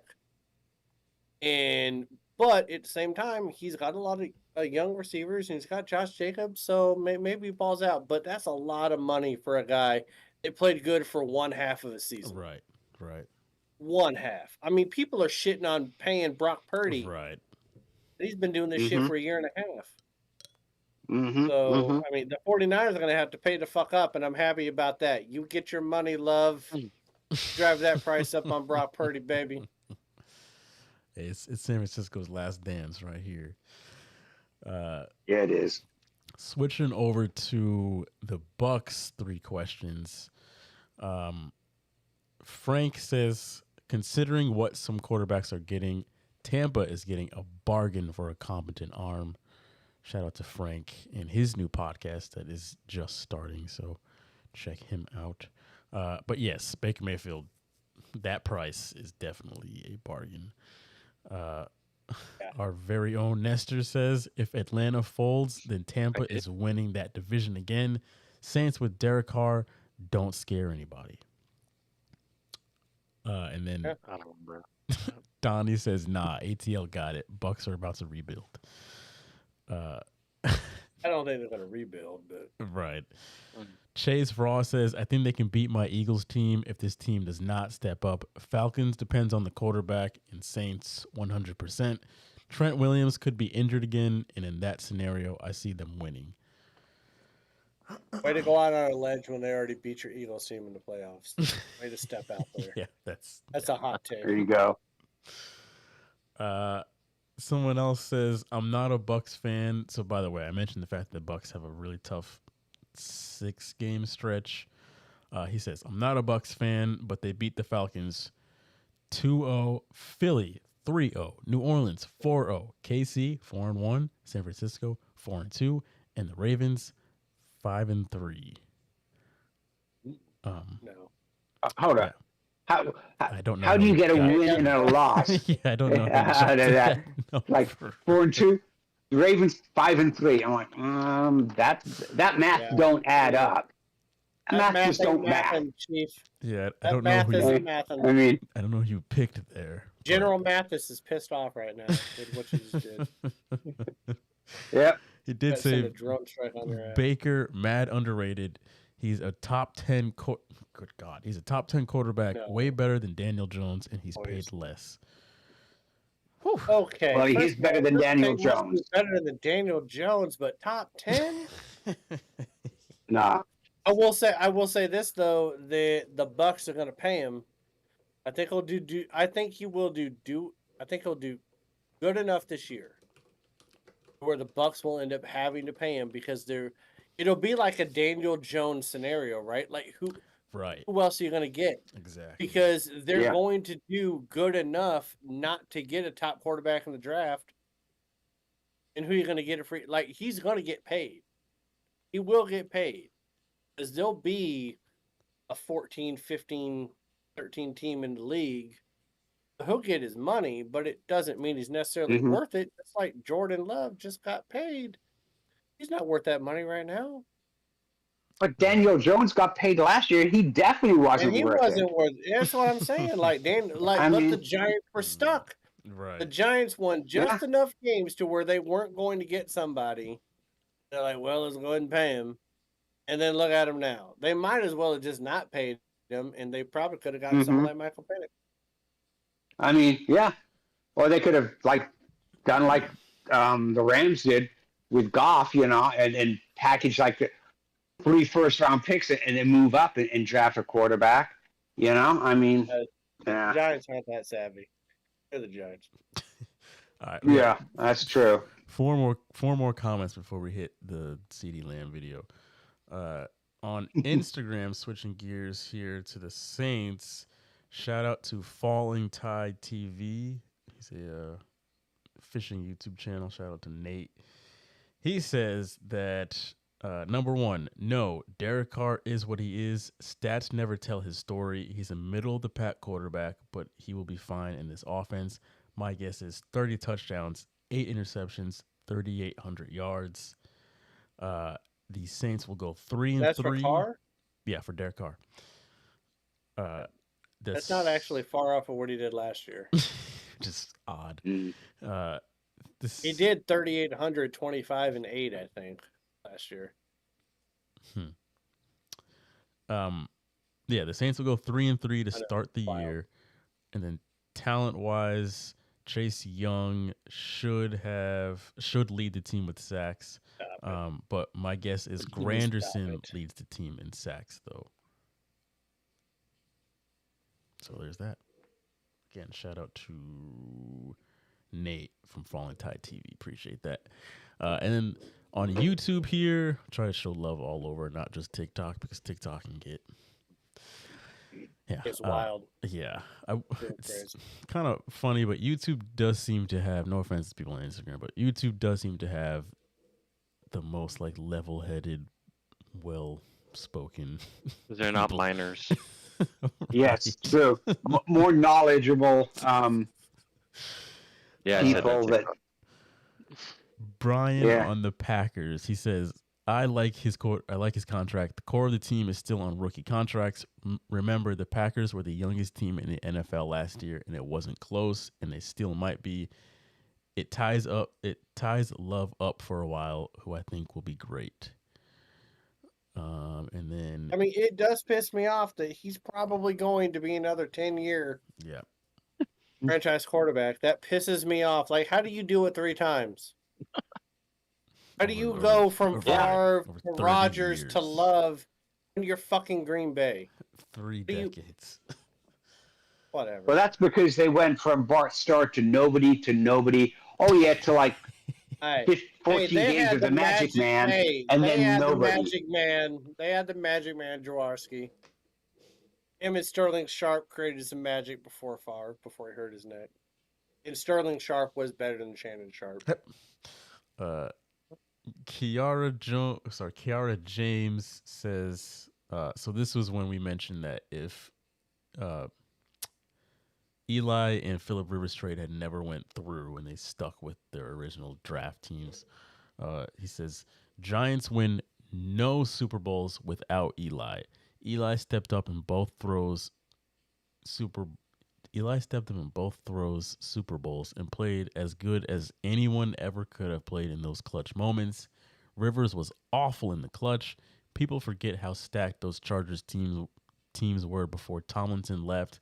They were number 1 or number 2 seed in AFC multiple times and choked it away. That man played against the Patriots in New England on a torn ACL when LaDainian Tomlinson wasn't even available and was hurt. Like, you never saw peak Phillip Rivers with the complete. Like, the only time you ever saw it was when they were 14-2 that one year. Yeah. They were 14-2 when they lost to New England that one year, right? But every great team has that year. I mean, hell, even the New England Patriots went undefeated and lost to Eli Manning. Phillip Rivers is a better quarterback than Eli Manning. Shut the fuck up. Stupid to even argue that. There's not a... The clutch gene isn't a thing, especially with the Mannings. Peyton Manning was not clutch in the playoffs. Archie Manning, I don't even think he made the fucking playoffs. Like, there's not a clutch gene with the Mannings. So, yeah, 2 lucky-ass catches to freaking... I'm going to sound like a homer here, but when you watch those 2 throws, you can't credit those catches to anything but luck. I mean, just go look at them. Jesus Christ. They were great skill by the wider. Now, they were... I know that it was... the helmet catch was crazy. I get that. And he did make a good pass to Burris. I get that. But the other one with the Giants, what was his last name? Manningham? Yeah, Manningham. Like, that was a great touch pass. But 2 passes in the Super Bowl does not make you greater than the body of work of someone like Phillip Rivers. Like, come on. Yeah, those, especially the first one, was just, oh fuck, I better throw this ball. Hope someone catches it. Yeah, almost got sacked. All right, and then so Rodney Hale responded to when Malin said that the Chiefs are not a dynasty. He said, "How do you not view the Chiefs as a dynasty that's 3 in 5 years?" Because you got to go 3 and 4. It's not 3 and 5. You got to go 3 and 4 to be a dynasty. You look it up. You either got to go 3 and 4, or you got to win like 4 in like a 7. Like, you got to at least win 4 outside of that 4 years. Like, the Patriots were a dynasty because they won 3 and 4. Right? The 49ers were a dynasty because they won 4 in the 80s. The Steelers were a dynasty because they won 4 in the 70s. You have to win 4 outside of just 3 and 4 to be a dynasty. There's no other ifs, ands, or buts about it. That's just how the NFL has been. You're not a dynasty yet. If the Cowboys won 3 and 4, right? The Cowboys were 3 and 4 in the early 90s. That's how they became a dynasty. When you go 3 and 5, you're not quite there. You're 1 year off. I'm sorry, but you are. All right, let's hit these CD Lamb comments. Let's do it. Before I'm we get ready. over what's up with that. I'm ready. So just Fuck these people. this is a very, very quick video on TikTok where Malin was just mentioning this was also in passing. I will say Malin really didn't get the chance to give any kind of context or anything. He just was mentioning that CeeDee Lamb is not a top 5 wide receiver, and people that believe otherwise should pay their taxes. The video itself on TikTok, that's true. The video itself got 76 likes and 76 comments, which I think is really funny. So people on TikTok had a field day with this one, some of which I have to go back and like review because they were flagged for some reason. But anyway, got folded. They're all idiots. Damon says, all right, I'm not gonna read all these, 'cause Jesus, but just to read a few. Damon says Lamb didn't even have a good start to the year. He's the easy wide receiver 1. Louise says 135 catches, 1,749 yards, 14 total touchdowns. Me says Lamb over Chase by a lot, LOL. Devin, who is certainly from Dallas, says wrong. D2 says, bro puts Jamar Chase in top 3 easy, but Chase is at least on the same level with Lamb. And then he got into an argument with somebody else. JC Penny, shout out to JC Penny, says no matter how good a Dallas receiver is, they'll always get heavily disrespected. Apparently, 1,749 yards isn't top 5. JC Penny, you should be bankrupt by now. Ben or Bean or us something. Chase isn't top 5 if CD ain't top 5. Jay says, what has Jamar done since his rookie year? RB says top 3, Devontae Adams, JJ, and Tyreek. J-Rock says, give an explanation. Thank you, J-Rock. Iceberg says the debate is actually if Chase is even better than him. And then he got into an argument with somebody else. Dream 15 says this video proves that not everyone should try and make a podcast. What a terrible take. Thank you, Dream. Parkeroni and Cheese says Chase is a lock for top 3 with his 135 receptions, 1,750 receiving yards, and 14 touchdowns. Oh, wait, that was CD. Oh, thanks, Parkeroni and Cheese. Seth, he says, terrible take. I'm a Packers fan, and he is for sure top 5. I can go on and on, but Malin, I'll give you the chance to respond. Okay. So, first off, this guy, this really pisses me off. Anybody ever think that Wes Welker was the best wide receiver in football when he was playing? Anybody? Well, was he ever top 5 in the NFL? Oh, I'm sorry. At one point, he had 123 catches. That's great. CeeDee Lamb has had 1 year in his entire career where he's had double-digit touchdowns, and that was last year. And it was strictly because of volume. Why? Because he was thrown the ball more than anybody else in the NFL. 181 touches. 181 targets. The next person closest to him on the Dallas Cowboys was Brandon Cooks at 81 touches, and he had 54 catches. Okay? So I'm sorry if you think that volume means that you're great. No, it means we have more opportunity to create stats. I mean, I apologize over the fact that he's been in 4 playoff games and he only has 1 career touchdown pass. I'm sorry. Does that make you top 5? I don't think so. Let's go ahead and talk about people that are better than him. Because I got a whole bunch of people that are better than him.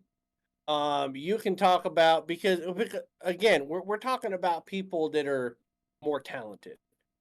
Jamar Chase last year, what did he have? 103 catches for a little over 1,000 yards and 7 or 8 touchdowns. Damn, that sounds really familiar to what CeeDee Lamb had the year before when Dak Prescott was hurt, even though freaking Burrow was hurt last year. So you can miss me with the whole, he's better than Jamar Chase.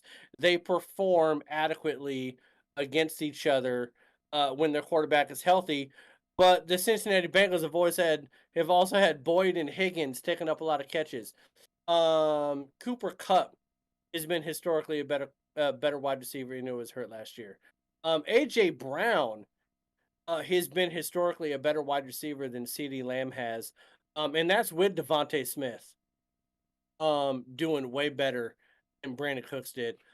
You have even Nico Collins, Stephon Diggs.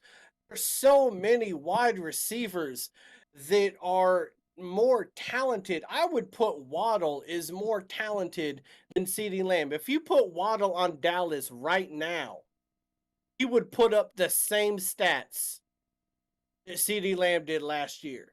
He is a volume wide receiver last year, and yeah, he might put up the same amount of stats he did last year because Dallas doesn't have anybody else to throw the fucking ball to, and they still don't have a running back. They're going back to Zeke is your running back. Like, who is your offense? Of course you're going to have the stats.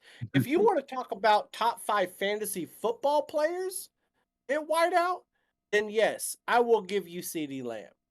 But there were 8 or 9 other wide receivers that are better than CeeDee Lamb talent-wise. He got the stats that he got last year because of volume. Again, 181 touches, was 30 targets better than anybody else in the NFL. 30 better. Okay. So yeah, I still got the people like the Tyreek Hills. I still got the Justin Jeffersons. I still got the Adams. I think that Brandon Ayuk is better, but Brandon Ayuk isn't going to get the touches because you got Debo Samuel, you got Christian McCaffrey, you got Kittle. Like it's about volume. So we're talking about most talented. Who's the most talented in the top 5? It's not him. He's been average at best outside of last year. He's had over 100 catches 2 times in his career. He's never had over double-digit touchdowns outside of 1 year, and he only got 1,700 yards because Dak Prescott can't throw the fucking ball to anybody else. So all these Cowboy fans, go rape your sister, pull your pants up, get your fucking green card, and shut the fuck up. I'm tired of these dumbass people. Like, learn ball. Like, learn who's most talented. It's not about stats always. Like, good God. Well said. I have nothing to add to that because I mentioned my top 5 list. CD wasn't on it, and nobody came from me, so we'll put that out there. And you know what? I will say this. PFF had him, I think, at number 4, number 5. So PFF did have him at number 4, number 5. But again, they grade it on all of your targets and stuff. I do think that Nico Collins has been better in his young career than CeeDee Lamb. AJ Brown, he's been better. Devontae Adams has been better.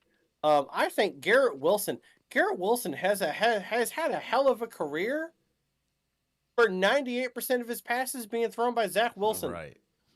You put Garrett Wilson on the Dallas Cowboys right now, he's probably better than CeeDee Lamb.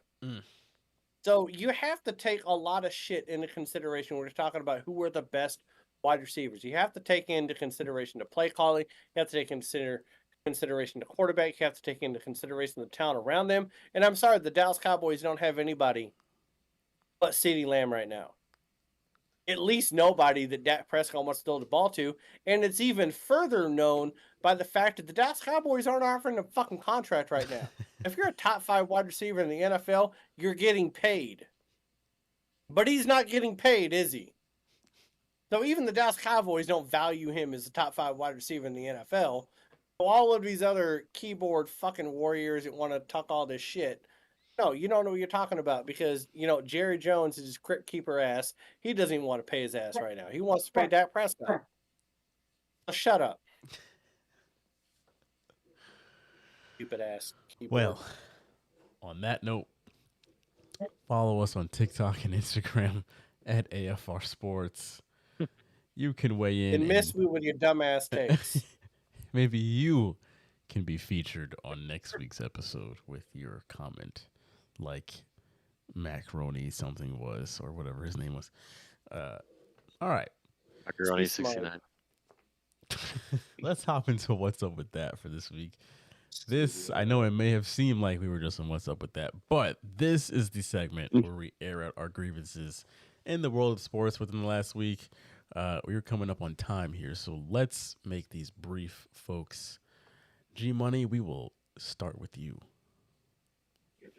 Let's do the Olympics. Let's talk about France spending $1.5 billion to clean the Seine. That's the river that runs through Paris. So they can do the triathlon, so they can swim in it. The day before the triathlon, they're like, hey, this is like swimming in a sewer. This is bad. All of a sudden, the next day, you know what? It's clean. You can swim in it. I'm like, yeah, it don't happen like that. Bullshit. If it was polluted 48 hours on ago, freaking, it's polluted now. it doesn't change. It doesn't all of a sudden become clean and sparkling and everybody's drinking out of it. It's a fucking shithole. That's what it is. It's a fucking shithole, and you're making people swim in it. come on, we can do better. I mean, everybody knew when the Olympics were in Brazil how bad that shit was. This isn't any fucking better. You're swimming in a fucking toilet. Come on, IOC. Come on, France. Do better. Well, I think that might actually be the best that France can do. go ahead, Malin. Okay. Outside of France hating Americans, even though we bailed them out 2 world wars, that's fine. Oh, I got two. It'll be a lot of fun. One, USA basketball. Steve Kerr. You beat Serbia by 26 points. How do you not get Jason Tatum in that game? I can understand you not putting Halliburton in it. But how do you not put Jason Tatum in the game for even like 2 minutes? Like, how does he get no playing time? Like, to me, that's just as bad as Mike Ditka not giving the ball to Walter Payton at the goal line and giving it to the fridge against the Patriots in '86, and Walter Payton doesn't score a touchdown in the Super Bowl. Like, to me, it's that bad. Like, it's like, come on, man. Like, no playing time. You can't find no time where someone like Jason Tatum, which is considered a top 5 player in the NBA, he gets no playing time. Come on. Like him and like Derek White got playing time. If Derek White get playing time, Drew Holiday did and too. no Tatum. Like Drew Holiday got playing time, no Tatum. What are we doing? Are you embarrassed of the fact that we beat the shit out of Golden State last year when we played them? I think it was like 36 points. Are you butthurt about it? You beat us in the finals, man, a couple years ago. Come on, you got the W then. Like, chill out, man. I actually don't even remember my number 1, 2. I think it's just France being the host of the Olympics in general. I think you're just terrible. You got a polluted ass river. Of course, God is gonna rain on you when you send people to fucking boats during the opening ceremony. Of course, it's gonna rain. Of course, it's going to. And that goddamn river is dirty as shit. You got people swimming through fucking sewer water. You're not Venice, okay? You're not. Come on, man. It's just dirty. These people are gonna fucking have cancer at some point in their lives. And you know, it like the person that gets gold, maybe they're happy for it. The person that finished 6th, they're not happy. They didn't even get a fucking medal, but they had to swim through that goddamn garbage. So be better, the IOC, whatever. And I will also say this: why does FIFA not allow national football teams to wear their crest during the Olympics? I think that's the dumbest shit I've ever seen in my life. It's your national team performing on the biggest stage outside of the World Cup, and you're like, nah, man, you can't wear the national crest. Can't do it. You gotta change it because this isn't. We're not like FIFA's like we're not making money off of this. So if we're not making money off of this, the national teams can't wear the national crest on it. But kudos to the women's national team scoring 9 goals in the group stage, most that's ever been scored in a group stage for US. But if FIFA, shut the fuck up. Just stop it with your gritty asses. Let them wear the goddamn crest on there. Like the jersey, the kits look stupid without the crest on there. That's all I got. I'll go real quick. I've got a couple that are just shorter. One, yes, Steve Kerr. You couldn't have found a couple minutes to throw JT in there. Like, come on, 2 minutes. Just a couple. They didn't have to be garbage time either, because I think that would be disrespectful. But I mean, come on, they were beating the crap out of him pretty early on. So there's that. Number 2 and my main one. I'm sorry, but why was Snoop Dogg highlighted for such a big portion of the opening ceremony? Like, Why is he the USA mascot? Right. I don't get it. How? I just don't get it. How did we go from 93 in gangster rap to now? And he's the best we can do? It's so I mean, just strange. you can't even put Mark Wahlberg up there? It makes me Ryan very Reynolds? fearful for the next Olympics. Ice Spice is going to be out there. Oh, I don't care what shit. anybody says. Ice Spice is Oh, going yeah. to be out there by hook or by crook. Yeah. So, Oh, God. I don't know what's Oh, going shit. on there. Next year, Snoop in 2028, if he's not dead. Oh, Snoop in LA. Oh, he's going to light the fucking torch. Snoop is going to light the torch in LA. We all know what's going Snoop to will happen. be thinking he's. I mean, Snoop is Snoop will lighting light the that torch. blunt before he gets up and light the And- torch. He's like, And huh?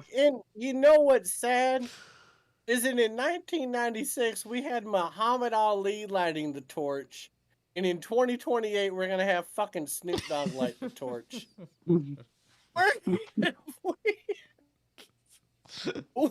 That's where we've gone.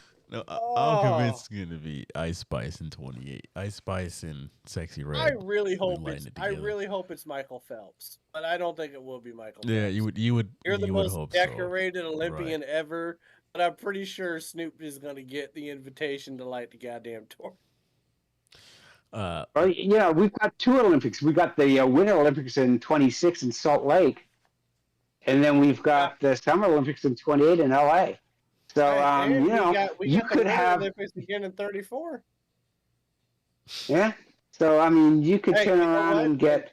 In 2026, what is it? Von Miller, she can go up there and light the torch, talk shit about Tiger Woods. It'd be great. My last point was just the fact that what's not here, the fact that the women's basketball team could have Caitlin Clark and she's not here. It's just wild to me. She's not even on the 3-on-3 tournament. It's just all right.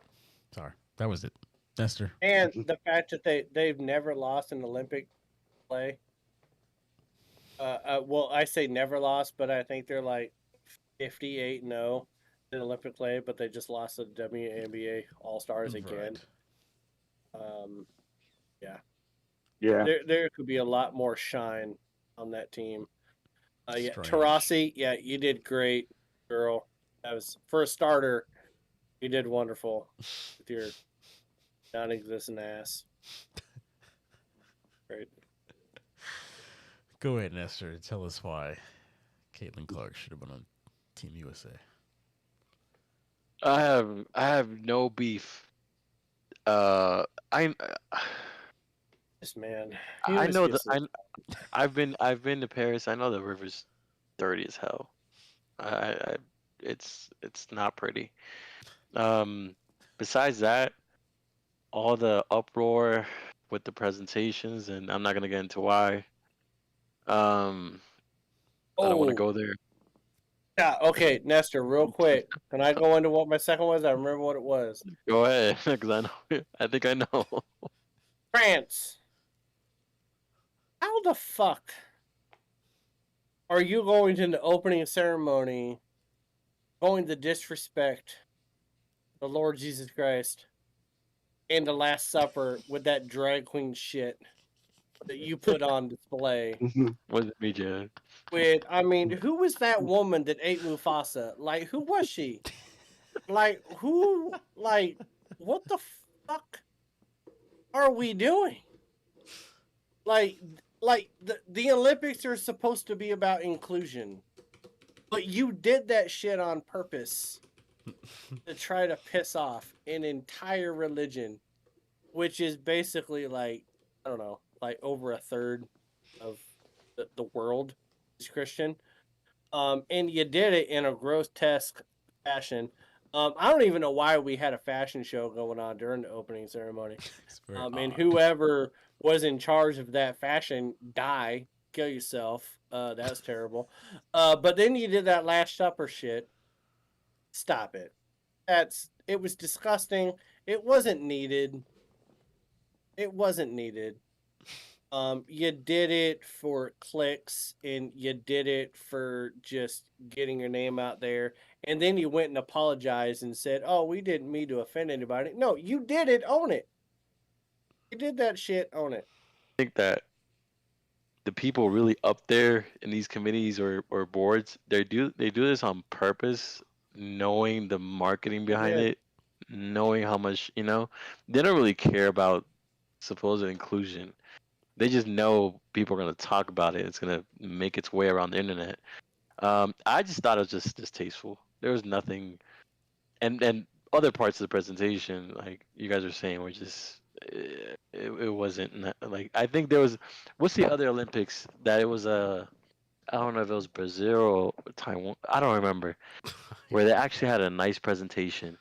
But this Was it is Beijing? you got dirty murky ass water. You got whatever that was in the beginning, mocking or trying to imitate whatever. I just think it's distasteful. It's a really it's and it's really hard to find news on the Olympics. Honestly, when I go online, it's everything's scattered. It's just a mess. I mean, in my opinion. So, yeah, pass on watching the Olympics. It's trash. Hey, I like how they I will lost say, electricity days after doing that. women's gymnastics, amazing. Mm-hmm. They did what they Oh, were supposed to do. definitely. Simone Biles with that finish. Get it, girl. Good finish. Ledecky, she finished 16 seconds faster than anybody else in her last gold medal. Like nobody else was in the frame. Insane. And I'm really glad that one person wasn't allowed on the women's national team. Yep. That guy that played for that swam for Princeton or whatever. I'm glad he wasn't a part of that. But outside of that, man, the women's gymnastics is crushing it. Women's swimming, crushing it. Women's volleyball, men's volleyball, crushing it right now. Yeah. I'm waiting. The venue for the beach for the beach volleyball is amazing. Right outside. That it is. Oh, the Eiffel Tower, that was fucking great. I think that if we get a game between the Dominican Republic and Brazil and women's volleyball, I think it's gonna be amazing because those are two very talented teams. I'm sorry. Very talented teams. He's just hoping they don't wear the long. I'm surprised Colombia doesn't have a team in women's volleyball. They definitely should. Some of the people in the beach volleyball have been wearing the long leggings because it's been a little cooler in France. But Nestor wants those bikini shots. You know who deserves a lot of gold medals? Those cameramen. They've been doing pretty good so far. Getting all the action. Also, drones, I'll everything. I'll also say this. Okay.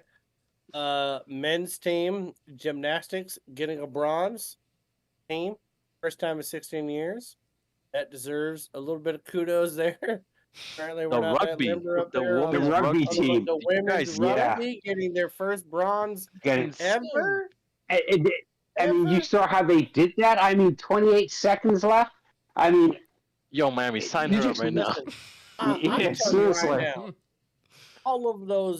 all of them could beat my ass. They could beat my ass at 43. They could whoop my ass at 23. Like, they are just fucking yoked. I'm scared. When I saw them playing, I was like, good God. Yeah. It was like a New York train station, and no one knew where the fuck they were going. They all just crashed into each other all the goddamn time. It should have been casualty after casualty the entire time I watched that shit. That's crazy. Well, you can see we are the medal leader. We are the medal leader right now. Right. We should, because we have almost 600 people competing. 20 less than France, but we're beating shit out of everybody. Well, I think that'll do it from 199, folks. Tune in next week. We're going to have somewhat of a special episode. And we'll have another update on the Olympics. It's number 200. Yeah. It is. For 200, that's a big deal, man. That is a very big deal. But yeah, shout out to June. Shout out to Rio. Shout out to G Money. Thank you all for taking time out of your Wednesday night to come talk shit with us. We really appreciate that. Yeah, without further ado, follow us at AFR Sports. Subscribe to the YouTube, and we will talk to you all next week for number 200. Everybody have a good week. We'll see you next week. Peace. Peace.